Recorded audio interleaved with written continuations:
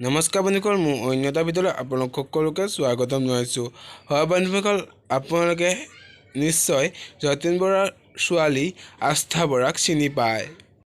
হয় বন্ধুসকল, আজি যতীন বৰাৰ ঘৰত উৎসৱমুখৰ পৰিৱেশ হৈ পৰিছে।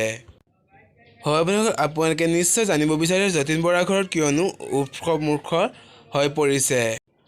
হয় বন্ধুসকল, আপোনালোকে নিশ্চয় গম পায় যতীন বৰাৰ ছোৱালী আস্থা বৰাই এইবাৰ মেট্ৰিকৰ এক্সাম দিছে আৰু সেই এক্সামৰ আজি ফলাফল আহি পৰিছে।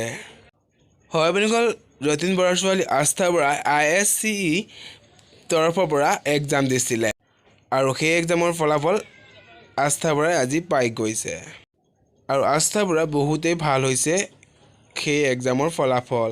আহকচোন আস্থা বৰাই কিমান পাৰ্চেণ্টেজ পালে শুনো।